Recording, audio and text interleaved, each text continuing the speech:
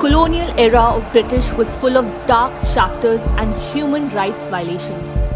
There were a number of heinous incidents that happened as a result of direct or indirect assaults by the Britishers.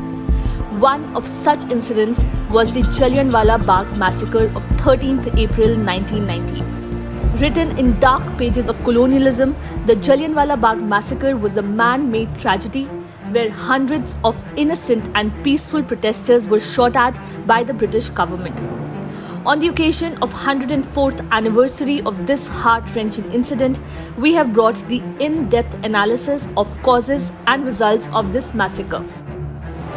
The Jallianwala Bagh was a public garden that had a high wall around it. It was located in the heart of the city and was surrounded by narrow alleys. The massacre was caused by a combination of political, social and cultural factors, including the following. British colonial rule. The British had been ruling India for more than 200 years by the time of the massacre, and their policies had created widespread resentment and discontent among the Indian people.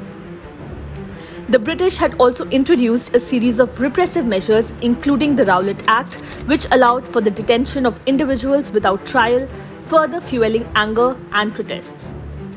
During World War I, India was a major contributor to the Allied war effort, sending soldiers, food and resources to the front lines.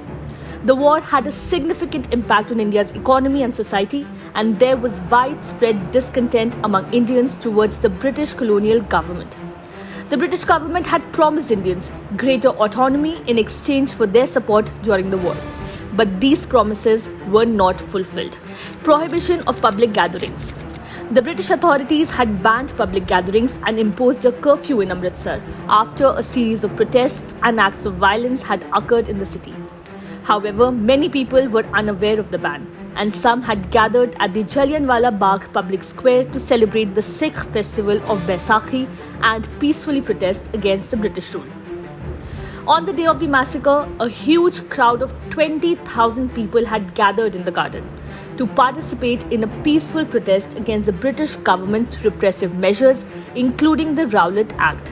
General Dyer held the belief that it was necessary to use extreme force to maintain British rule in India, and he had previously ordered violent crackdowns on protesters in other parts of the country. The gathering was led by local leaders such as Dr. Saifuddin Kichlu and Dr. Satyapal, who were arrested earlier that day. The protesters were unarmed and included men, women and children of all ages. They had assembled in the garden to listen to speeches and peacefully protest against the British government's unjust laws.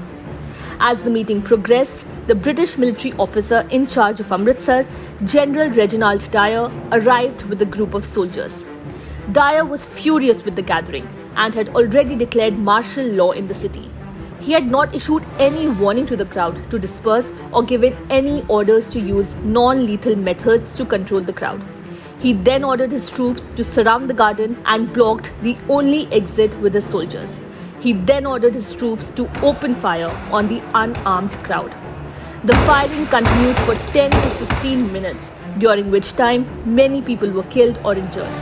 The exact number of casualties is unknown, but it is estimated that between 400 and 1,000 people were killed and thousands more were injured.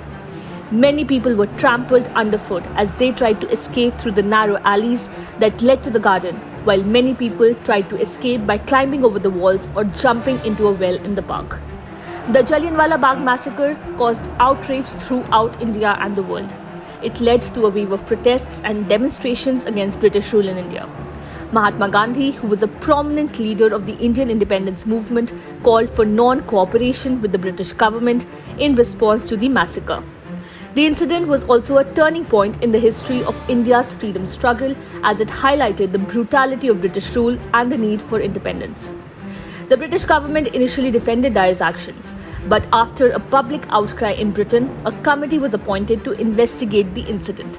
The committee, known as the Hunter Commission, condemned Dyer's actions and recommended that he be removed from his post.